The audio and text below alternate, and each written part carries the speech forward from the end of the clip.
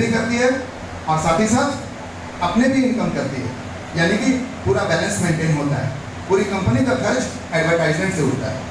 ये तो हो गया एक पार्ट, मैंने सैटेलाइट टीवी के बारे में बताया आपको। अब दूसरा पार्ट है अखबार, प्रिंट मीडिया। प्रिंट मीडिया में हिंदुस्तान, दैनिक जागरण, प्रभात खबर, ऐसे बहुत सारे न्यूज़पेपर्स हैं।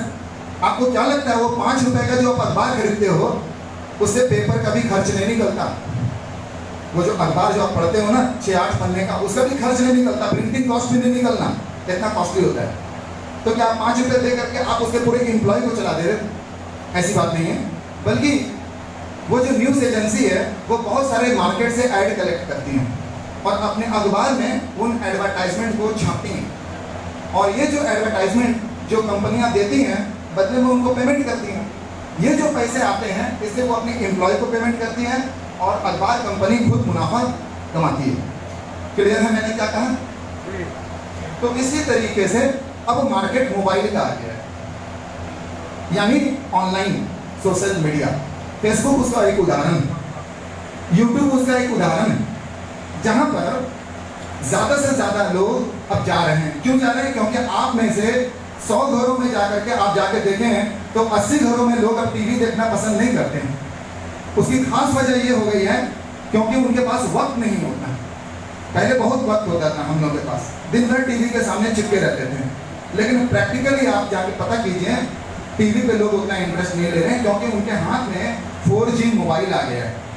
अब सारी इंटरटेनमेंट ये चीज मोबाइल में है, जो देखना है वो मोबाइल पे देखते रहते हैं दिन भर। तो अब एडवर्टाइजमेंट कंपनी चाहती है कि अपना एड्स कहां पर दें? कहां दें?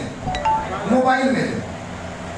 अब मोबाइल में जब वो ऐड देंगे, यानी इंटरनेट के द्वारा ऐड देंगे, तो वो ये देखना चाहते हैं कि ज्यादा से ज्यादा लोग किसके ऊपर है?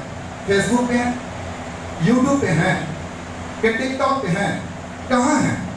तो ज्यादा लोग जहां होंगे एड्स वहीं आएंगे, लोग वहीं एड्स देना पसंद करेंगे क्योंकि उनके एड्स से उनको इनकम आएगा।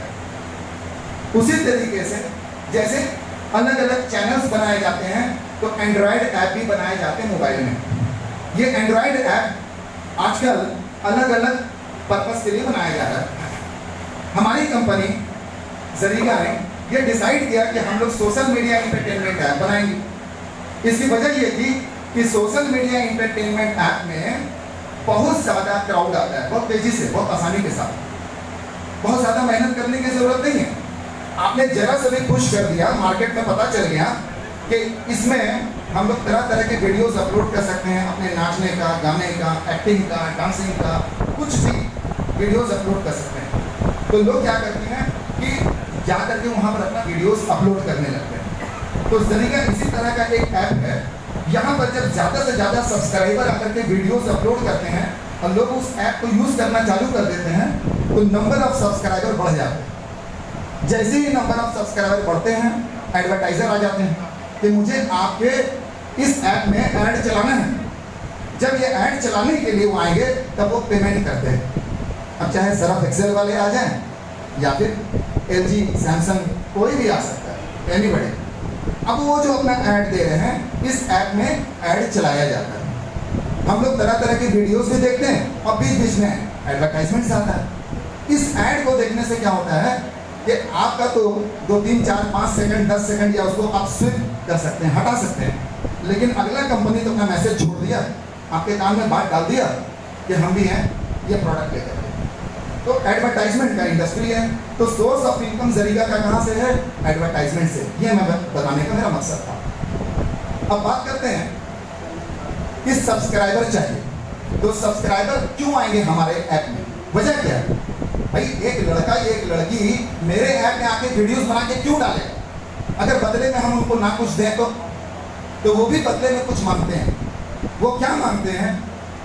वो हमारी कंपनी बहुत बेहतर तरीके से समझ चुकी है।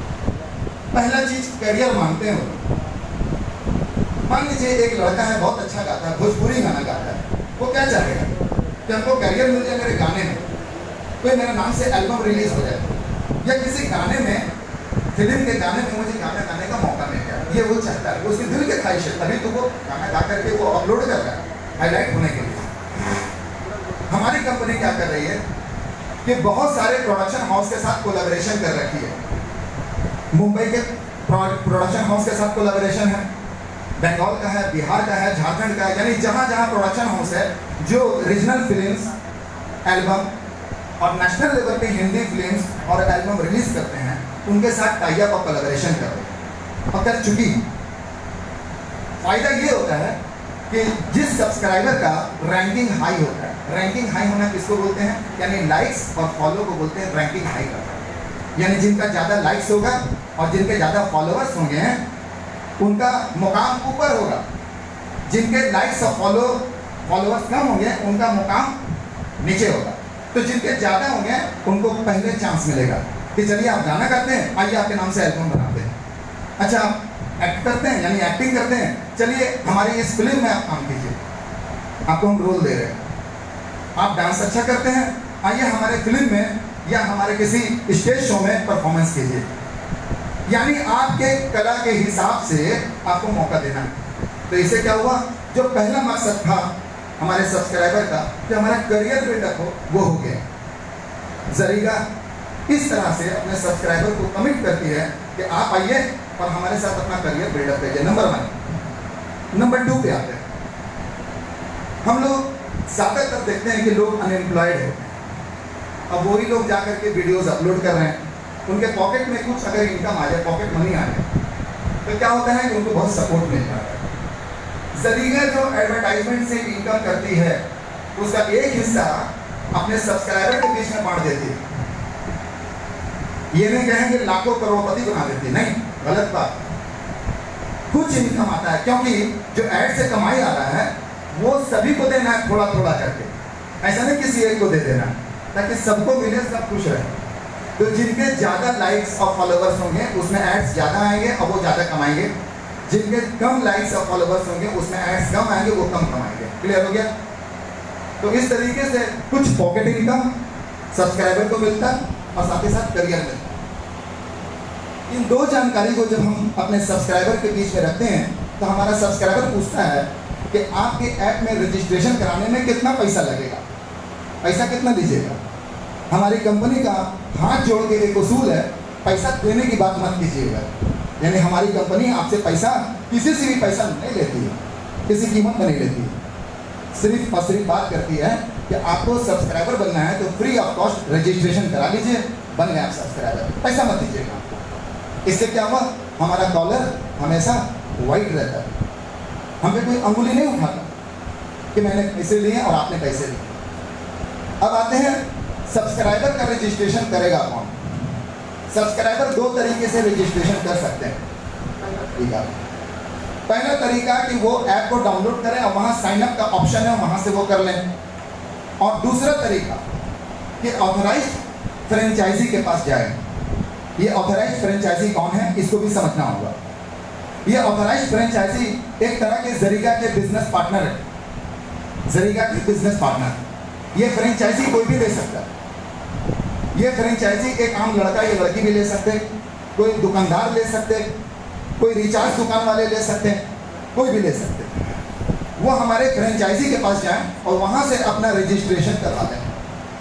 अगर वो फ्रेंचाइजी के थ्रू रजिस्ट्रेशन कराएंगे तो उनको इनकम और करियर का ऑप्शन मिलेगा। अगर वो फ्रेंचाइजी के थ्रू रजिस्ट्रेशन नहीं कराएंगे तो इनकम और करियर का ऑप्शन नहीं मिलेगा। फ्रेंचाइजी के पास रजिस्ट्रेशन कराने से फ्रेंचाइजी को भी इनकम होता है। कैसे? जितना भी वो लड़का या लड़की कमाते हैं उनके थ्रू रजिस्ट्रेशन किया हुआ लड़का या लड़की इनकम करते हैं, उसका 10% इनकम उस फ्रेंचाइजी वाले को आता है। नंबर 1। नंबर 2, जरीगा एंटरटेनमेंट फिल्में बनाने का काम करती है। ऑलरेडी अभी 2-3 जगह कोलैबोरेशन हो गया फिल्मों को बनाने के लिए। फिल्म से जितना भी कमाई होता है उसका 50% कमाई का हिस्सा अपने फ्रेंचाइजी पार्टनर्स में बांट दिया जाता है। 5 करोड़ का और 15 करोड़ की फिल्म ने कमाई कर दी तो इन्वेस्टमेंट को काट के जो प्रॉफिट हुआ उस प्रॉफिट का आधा हिस्सा फ्रेंचाइजी में बांट दिया जाता है। ये दूसरा इनकम फ्रेंचाइजी का। और तीसरा इनकम, लोकल मार्केट में बहुत सारे इंस्टीट्यूशन होते हैं, बहुत सारे दुकानदार होते हैं, बहुत सारे बिजनेसमैन और कारोबारी होते हैं। अब वो चाहते हैं कि रामगढ़ में मेरा पूरा इंस्टीट्यूट का नाम हो जाए, वो चाहते हैं कि रामगढ़ में मेरा नर्सिंग होम का नाम हो जाए। अब वो एडवर्टाइजमेंट देना चाहते हैं, तो किनसे संपर्क करेंगे? फ्रेंचाइजी से। आप फ्रेंचाइजी से संपर्क कीजिए, फ्रेंचाइजी आपका एडवर्टाइजमेंट बुक करेगा और लेगा। जो भी एडवर्टाइजमेंट का जो उसका बिल बनता है, उसका 25% बिल का प्रॉफिट पार्ट फ्रेंचाइजी को मिलता है, 25%। तो फ्रेंचाइजी का भी इनकम आपको समझ में आ गया। अब बात करते हैं हम लोग कि ये जो फ्रेंचाइजी होते हैं, ये फ्रेंचाइजी को अब मॉनिटर और मैनेज कौन करेगा? इन फ्रेंचाइजी का रिपोर्टिंग कौन करेगा? इन फ्रेंचाइजी को फाइनलाइज कौन करेगा? जरीगा का मार्केटिंग मैनेजमेंट टीम है। इस मार्केटिंग मैनेजमेंट टीम में फ्रेंचाइजी देने का पावर बिजनेस हेड के पास है।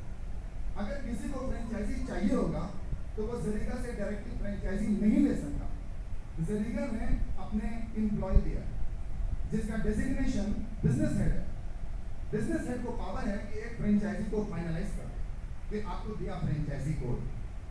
अब बात करते हैं कि ये बिजनेस हेड की रिस्पॉन्सिबिलिटी है कि वो कम से कम 20 फ्रेंचाइजी अपने हाथ में रखे पूरे हिंदुस्तान में।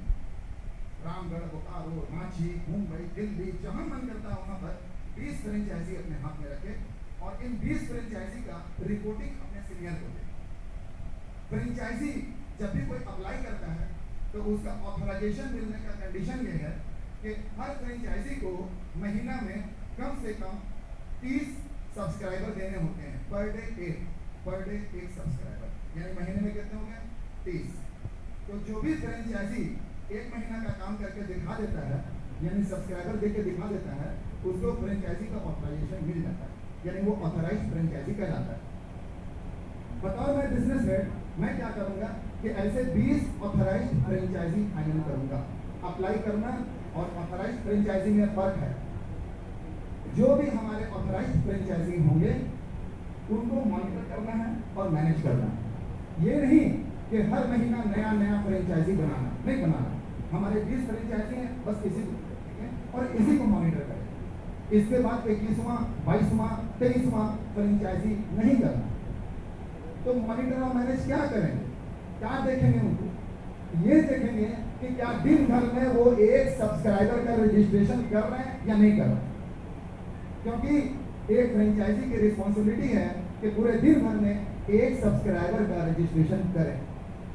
अगर किसी फ्रेंचाइजी ने 10 रजिस्ट्रेशन कर दिया है तो उनका 10 दिन का काम हो गया, और अगर 20 रजिस्ट्रेशन कर दिया तो 20 दिन का काम हो गया।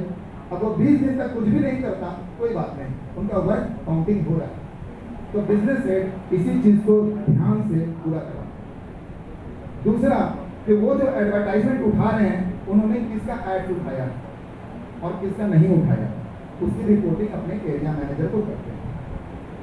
बिजनेस हेड के इस वर्क रिस्पॉन्सिबिलिटी के लिए उनका मंथली इंसेंटिव 20,000 रुपया महीने का। लेकिन एक सवाल आता है कि अगर उनकी फ्रेंचाइजी की संख्या कम हो गई किसी वजह से, तो ये मंथली इंसेंटिव पे असर होगा कि नहीं होगा? पहला महीना पेमेंट पूरा मिलेगा 20,000, लेकिन दूसरे महीने में अगर काम नजर नहीं आता है तो उसी अनुपात से मान लीजिए कि 20 फ्रेंचाइजी में 10 फ्रेंचाइजी काम कर रहा है, 10 नहीं कर रहा है, तो 10,000 मिलेगा, क्योंकि आपने 10 फ्रेंचाइजी से काम नहीं किया। लेकिन पहला महीना हमेशा फुल पेमेंट मिलता है। क्लियर है? तो अगर आपका काम खराब होता है तो उसी हिसाब से कटता है। अगर आपने ये सोच लिया कि एक बार हमारा सिलेक्शन हो गया और महीना 20,000 मिलेगा, भले काम करे चाहे नहीं करे, तो आपका सोच खराब है, वो गंदा, मतलब कंपनी बैठा कर पैसा नहीं देती। साफ बताओ। दूसरा बात, इसके ऊपर का जो पोस्ट है एरिया मैनेजर। अब एरिया मैनेजर का काम क्या है कि वो अपने बिजनेस हेड से जो मोबाइल पे